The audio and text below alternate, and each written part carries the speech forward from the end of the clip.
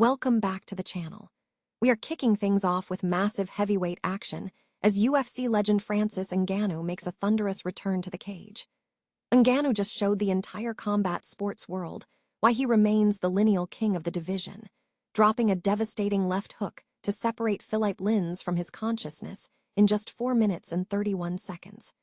We dive deep into what this explosive performance means for the heavyweight landscape right now.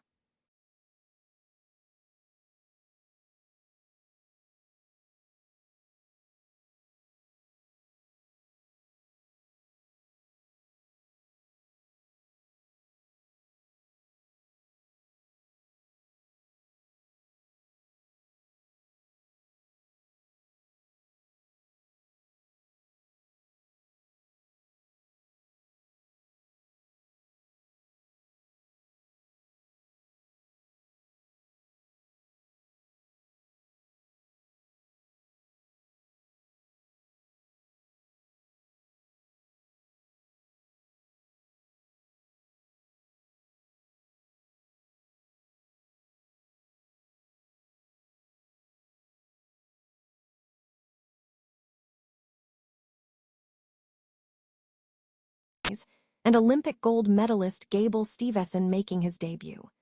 Get ready for a night packed with high-stakes matchups and historic moments. And to close out this explosive update, we look at Conor McGregor's official return to the octagon at UFC 329 against Max Holloway. This fight is a pivotal moment for McGregor as he seeks to reverse a rough stretch, and we explore the massive personal life developments, including his marriage to Dee Devlin. Don't miss the full breakdown of this monumental event. Stay tuned. UFC legend Jon Jones has made a quiet comment regarding his interest in a potential fight with Francis Ngannou following Ngannou's recent heavyweight bout.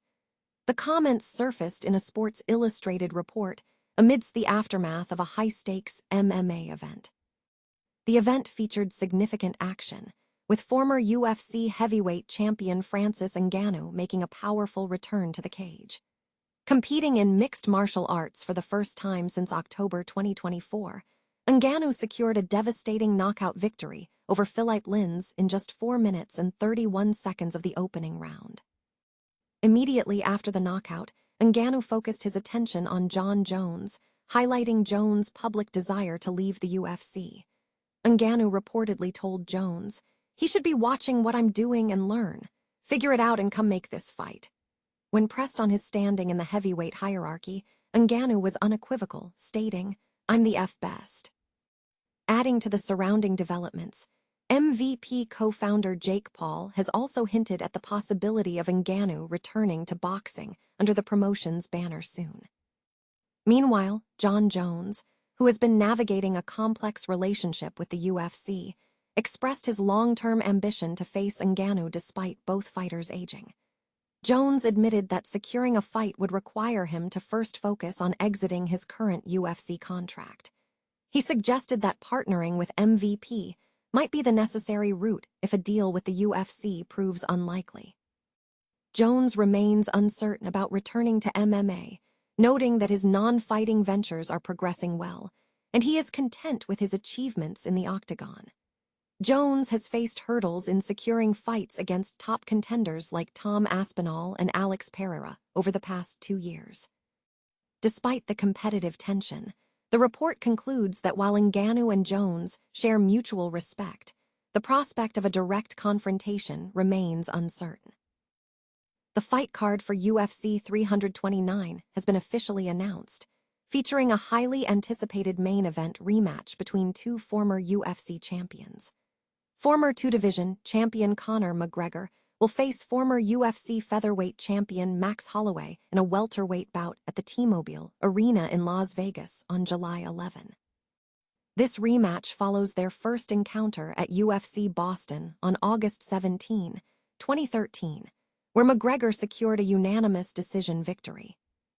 Adding another high-profile matchup to the card is the co-main event, where Paddy Pimblett makes his return against Benoit St. Denis in a lightweight contest. Pimblett enters this fight having suffered his first career UFC loss, moving to a 7-0 record, while St. Denis comes into the bout with a formidable 4 straight winning streak. The main card also features several notable bouts. Olympic gold medalist Gable Steveson will make his UFC debut in a heavyweight clash against Elisha Ellison. Other main card matchups include Corey Sandhagen versus Mario Bautista and Brandon Royval against Loner Kavanaugh. The preliminary card is stacked with action, featuring Robert Whittaker against Nikita Krylov, Luke Riley versus Kai Kamaka III, Damian Pinas against Cesar Almeida, Cody Garbrandt against Adrian Yanez, Tracy Cortez against Wang Kong, and Ode Osborne against Cody Durden. Ronda Rousey has publicly commented on the timing of the UFC's announcement regarding Conor McGregor, suggesting it was a deliberate move, signaling the promotion's perception of competition from MVP MMA. Rousey, a UFC Hall of Famer and former women's bantamweight champion, expressed mixed feelings, describing the timing as kind of catty, while simultaneously acknowledging it served to elevate MVP MMA by positioning it as a genuine rival. She stated, "But it also shows that they see MVP MMA as a threat, that they would, do it in that moment and do it at that time. So I feel like it's also a compliment because it elevates MVP MMA and makes they're declaring that they see us as a real rival. And I think that's such a compelling story. And now they're helping us tell it." Rousey's comments follow her highly anticipated return to the sport, where she secured a submission victory over Gina Carano at MVP MMA's inaugural event. The strategic timing of the UFC announcement, made by CEO Dana White during a live Instagram broadcast, while Francis Ngannou was in the cage, led Rousey to interpret the move as the UFC attempting to diminish MVP MMA's spotlight. Throughout her time with the UFC, Rousey has been vocal about criticizing the organization's restrictive contracts and low fighter pay, often championing the fighter treatment offered by MVP. She previously expressed personal interest in promoting for MVP MMA, even making veiled comments about competing for the role of Chief Business Officer, Hunter Campbell. However, following her successful return, Rousey tempered her ambitions, stating that while she believes the UFC needs competition and MVP could be the ideal organization for that role, she recognized a difference between her success as a fighter and the demands of promotion. She concluded that while she enjoyed the promotional aspect, she was unsure if she possessed the necessary skills for the role, suggesting that MVP could succeed without her involvement.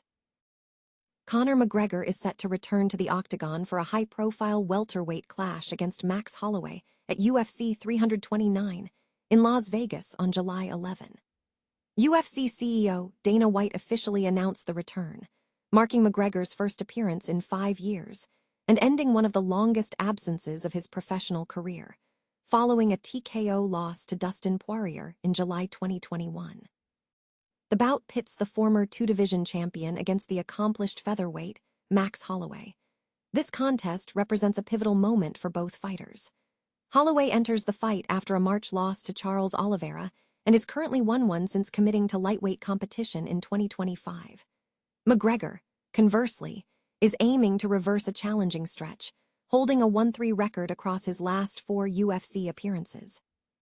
McGregor's return comes amid a complex backdrop. Prior to this announcement, he was expected to fight Michael Chandler at UFC 303 in 2024, but withdrew due to a toe injury. His absence has been compounded by legal battles, including a civil sexual assault case in 2024, which resulted in a denied appeal in the Irish High Court in 2025. On a personal note, McGregor recently married his longtime partner, Dee Devlin, in Vatican City after more than 15 years together, with whom he shares 4 children, and Devlin has remained a public supporter through his career ups and downs. In a separate development, Conor McGregor offered commentary on Jake Paul's upcoming fight with Anthony Joshua, cautioning that the matchup could be very dangerous. Meanwhile, Boxing News saw Manny Pacquiao praising Floyd Mayweather amidst ongoing rematch speculation, with an insider suggesting that reconciling the egos of the two boxers would require significant effort.